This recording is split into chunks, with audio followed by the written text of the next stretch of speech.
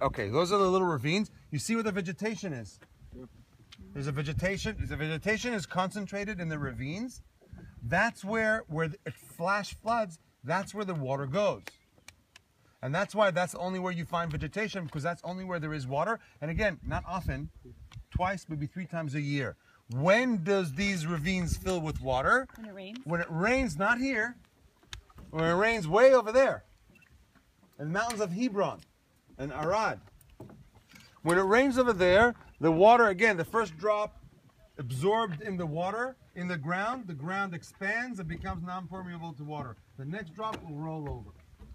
And so when it rains over there, it will start accumulating in small ravines until it becomes a huge flood and just rush down these ravines, make waterfalls, and head to the sea. What did King Herod do? He built small dams, tiny, small dams in all sorts of little ravines all over here, and start to funnel, like a delta, start to funnel the water or the dry riverbeds to 2 arms, one coming down this way and one coming down this way. Both of these fed 2 aqueducts. And the Romans never wanted to... The aqueducts that came down here. Just a second. So when it flooded, it didn't have to rain here. It rained up there. And they don't know when, because they didn't have the weather forecast or the weather channel. They just skipped that on the satellite that day. But when it flooded over there, the system was already in place.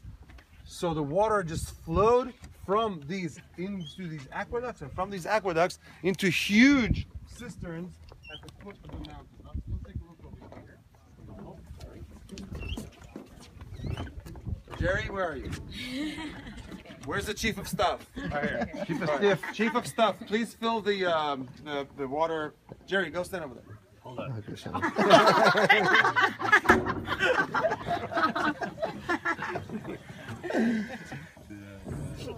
Where's my What's he doing?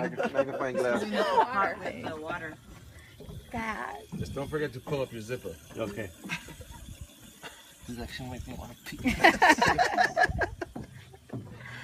Okay, Jerry, would you go over there and grab that can?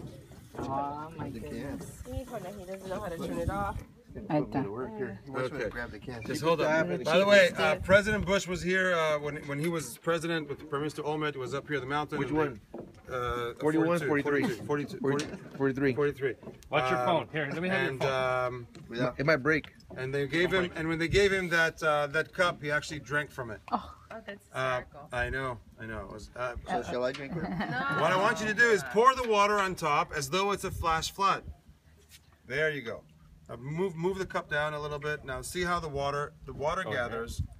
The water gathers into the ravines, and they will flow through the aqueducts into giant water cisterns that are here, located along this aqueduct.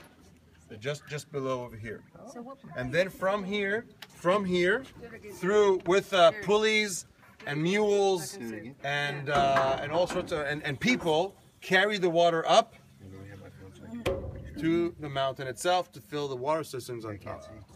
And this is in addition to every roof, which is equipped with what are they called? Gutters, to collect the rainwater, and funnel them into the same cisterns. You don't tell me what to do. Okay. You're not the boss. So what we're talking about, and it takes only one flood event.